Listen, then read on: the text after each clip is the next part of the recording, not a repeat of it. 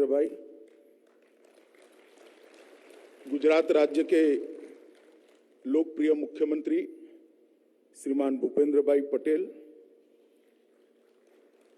मोदी जी की मंत्रिपरिषद में मेरे साथी, स्वास्थ्य और पेट्रोलियम रसायन मंत्री श्रीमान मनसुख भाई मांडविया जी, भारतीय जनता पार्टी गुजरात प्रदेश के अध्यक्ष और नवसारी के सांसद श्री CR पाटिल जी, गुजरात राज्य के सहकारिता मंत्री श्री, वर्चुअल माध्यम से इफ्को के प्लांट पर उपस्थित इफ्को के अध्यक्ष श्री दिलीप संघाणी जी, उनकी पूरी टीम और देश भर के इफ्को के खाद्य वितरण केंद्र पर उपस्थित होकर प्रधानमंत्री जी का संदेश ग्रहण करने के लिए आए हुए सारे किसान भाइयों बहनों और आज महात्मा मंदिर की इस सभागार में उपस्थित गुजरात के कोने कोने से आए हुए सहकारिता आंदोलन के प्यारे पदाधिकारी भाइयों और बहनों, आप सभी को नमस्कार। आज यहाँ पर इस मंच से दो कार्यक्रम एक साथ हो रहे हैं। एक सहकारिता से समृद्धि, ये सम्मेलन गुजरात के सभी सहकारिता आंदोलन के साथ जुड़े हुए कार्यकर्ताओं का, संचालकों का यहाँ होने जा रहा है, जिसमें सभी क्षेत्र के अंदर सहकारिता में प्राण फूंकने वाले सभी दिग्गज सहकारी नेतृत्व यहाँ पर उपस्थित है। और दूसरा, आज ही के दिन मोदी जी ने जो कल्पना की है कि पानी भी प्रदूषित न हो, भूमि भी प्रदूषित न हो, हवा भी प्रदूषित न हो, ऐसे निरामय भारत की रचना के लिए एक और कदम आज उठाने जा रहे हैं। नैनो का तरल यूरिया, जो नैनो यूरिया तरल स्वरूप में इफ्को ने बनाया है, इसकी आज फॉर्मल देश भर में शुरुआत होने जा रही है। मित्रों, आप सब जैसे जानते हैं, गुजरात सहकारिता आंदोलन का आज पूरे देश भर में एक सफल मॉडल माना जाता है। कोई भी क्षेत्र हो, गुजरात ने सहकारिता की आत्मा को बचाए रखने का काम करा है। देश भर में बहुत कम प्रांत बचे हैं जहां पर पैक्स से लेकर एपेक्स तक सहकारिता बहुत अच्छे तरीके से चलती हो, इसके सिद्धांतों के अनुरूप चलती हो और कमोबेश पारदर्शिता के साथ चलती हो। इसमें से हमारा गुजरात एक है। इसका सभी गुजरात के सहकारिता आंदोलन के कार्यकर्ताओं को गौरव है, मुझे भी गौरव है। आज यहाँ पर जब हम इकट्ठित हुए हैं, तब हम सबको याद है कि सहकारिता आंदोलन आजादी के समय से ही स्वावलंबन और स्वदेशी, ये दो स्तंभों के आधार पर सरदार पटेल, मोरारजी भाई देसाई, ये दोनों ने गांधी जी के नेतृत्व में इसकी शुरुआत करी थी। बाद में त्रिभुवनदास पटेल से लेकर वैकुंठ भाई मेहता से लेकर अनेक कार्यकर्ता इसके साथ जुड़ते गए। पूरा जीवन उन्होंने सहकारिता को मजबूत बनाने के लिए खर्च किया और इसी का कारण है सरदार पटेल और त्रिभुवन भाई ने बोया हुआ वो बीज आज एक वट वृक्ष बनकर विश्व और भारत के सामने आज खड़ा है। मित्रों, आज मैं सबसे पहले सभी सहकारिता आंदोलन से जुड़े हुए भाइयों बहनों को और देश भर के करोड़ों किसानों को एक बात कहना चाहता हूं। मैं बहुत कम आयु से सहकारिता आंदोलन से जुड़ा। जब से जुड़ा तब से सहकारिता क्षेत्र के सभी लोगों की एक मांग थी कि केंद्र सरकार में सहकारिता के लिए एक अलग मंत्रालय बनाया जाए, मगर इस पर किसी ने ध्यान नहीं दिया। जब नरेंद्र भाई प्रधानमंत्री बने, नरेंद्र भाई ने करीब एक साल पहले एक क्रांतिकारी कदम लिया कि सहकारिता मंत्रालय की रचना भारत सरकार में। और ये एक कदम कहने को तो एक मंत्रालय की रचना का है, मगर देश के करोड़ों करोड़ों किसान और अनेक क्षेत्र में काम करते हुए सहकारिता आंदोलन के सभी कार्यकर्ता जानते हैं कि ये कदम आने वाले 100 साल तक सहकारिता आंदोलन को नया जीवन देने वाला है, उसमें प्राण फूंकने वाला है। और मित्रों, मंत्रालय बनने के साथ ही कई ऐसे सारे निर्णय मोदी जी के नेतृत्व में इस बजट में लिए गए। सबसे पहले सालों से चीनी की मिलों वाले, गन्ना मिलों वालों का एक बहुत बड़ी समस्या थी, जो कोऑपरेटिव गन्ना मिलें थी, कि जब जो ज्यादा मुनाफा होता है और किसानों को वो ट्रांसफर करते हैं तो उस पर इनकम टैक्स लगता था। इस बजट के अंदर मोदी जी ने वो व्यवस्था समाप्त कर किसानों को 8,000 करोड़ से ज्यादा का फायदा किया। सहकारिता आंदोलन की सारी हमारी इकाइयों पर सरचार्ज 12% लगता था, जबकि कंपनियों पर 7% लगता था। मोदी जी ने वो एनोमली को भी दूर किया और सरचार्ज को 12% से घटाकर 7% करने का काम किया। इसी प्रकार से मैट का जो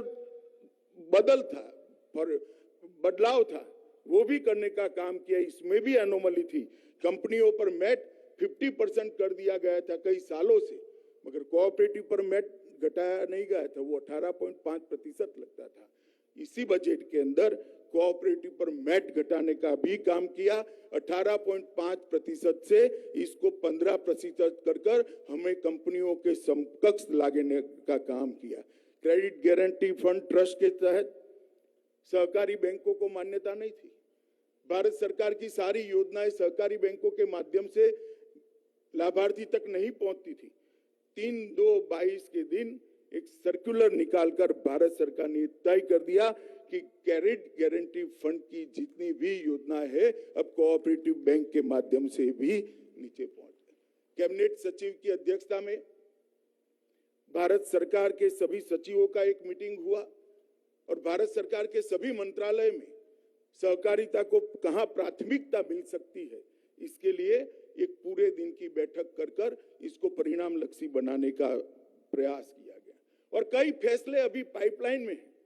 इसी बजट में घोषणा की गई है कि पैक्स 65,000 से ज्यादा पैक्स जो आज कार्यरत हैं, वो सभी को उसका कंप्यूटराइजेशन करने का काम भारत सरकार और नाबार्ड साथ में मिलकर करने वाले। एक क्रांतिकारी कदम हमारी त्रिस्तरीय कृषि एग्रीकल्चर फाइनेंस क्रेडिट सिस्टम के लिए होने वाला है।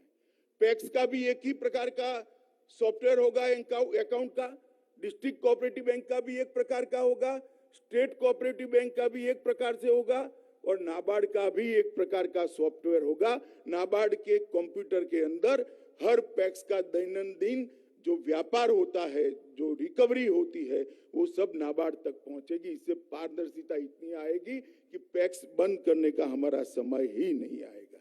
नई सहकार नीति बनाने के लिए भी भारत सरकार ने सुझाव मांगना शुरू किए हैं। कई सारी सहकारी संस्थाओं के साथ हमने मीटिंग करी है, वेबसाइट पर भी सुझाव मांगे हैं। एक सहकारिता का डेटा बैंक आज तक देश में नहीं था। पैक्स हो, मछली पालन की सहकारी समितियां हो, दुग्ध उत्पादन सहकारी समितियां हो, घास चारा इकट्ठा करने वाली महिलाओं की सहकारी समितियां हो, या फिर किसी भी प्रकार की सहकारिता समिति हो, उसका एक बड़ा डेटा बैंक भी भारत सरकार अभी बनाने जा रही है। और पैक्स को बहुउद्देशीय बनाने के लिए भी भारत सरकार काम कर रही है। ऑर्गेनिक कृषि उत्पादों के मार्केटिंग के लिए आज कोई व्यवस्था नहीं है। अमूल के तत्वाधान में भारत सरकार ने इनिशिएटिव लिया है।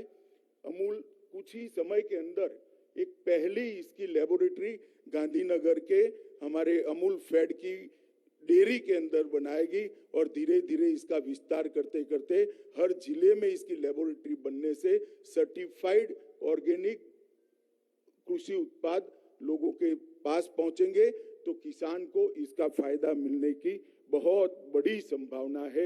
एक बड़ा नेटवर्क भी बनने जा रहा है और कोऑपरेटिव बेस पर ये नेटवर्क बनेगा। इसी प्रकार से multi state cooperative society act के अंदर भी हम ढेर सारे सुधार करने जा रहे हैं।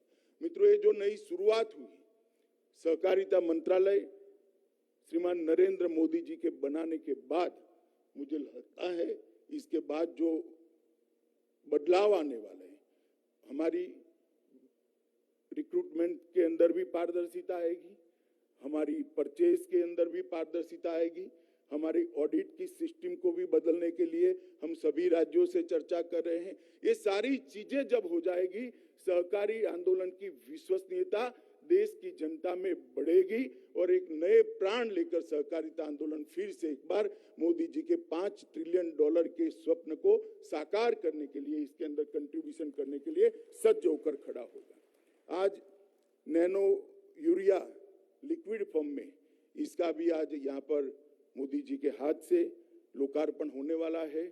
बहुत सारे फायदे हैं, प्रधानमंत्री जी स्वयं बताने वाले हैं। इससे हमारी भूमि भी बचेगी, पानी भी बचेगा, हवा भी प्रदूषित नहीं होगी, किसानों का स्वास्थ्य भी सुरक्षित रहेगा और एक बैग की जगह 500 ml की छोटी सी बोतल अपने कुर्ते के पॉकेट में डालकर किसान घर पे जा पाएगा, कोई ट्रांसपोर्टेशन की जरूरत नहीं पड़ेगी और बहुत सारा श्रम भी इससे बचने वाला है। और यूरिया जब हम डालते हैं तब 25% यूरिया ही उत्पाद बढ़ाने के काम में आता है, 75% यूरिया हवा में पिघल जाता है। जब नैनो यूरिया का यूटिलाइजेशन करेंगे, 99% यूरिया हमारे उत्पाद बढ़ाने के काम में आएगा और 100% उपज बढ़ाने का एक बहुत नया तरीका इफ्को के साइंटिस्टों ने ढूंढा है। मैं आज इस अवसर पर इफ्को को और उनकी इस प्रकल्प के अंदर जो साइंटिस्ट लगे हैं उनको, और इसमें बहुत सारा इनिशिएटिव मोदी जी के मार्गदर्शन में हमारे मंत्री मनसुख भाई ने लिया है, उनको भी बहुत बहुत साधुवाद और धन्यवाद देता हूं। आप सबको मैं इतना ही आश्वस्त करना चाहता हूं, मोदी जी के नेतृत्व में भारत सरकार और भूपेंद्र भाई के नेतृत्व में गुजरात सरकार सहकारिता आंदोलन को मजबूत करने के लिए कोई कसर नहीं छोड़ेगी। इतनी बात कर मेरी वाणी को विराम देता हूं। वंदे मातरम। धन्यवाद माननीय मंत्री महोदय आपका, आपके मार्गदर्शक वक्तव्य के लिए। नवी ज माटी नवा ज मूळ, नवी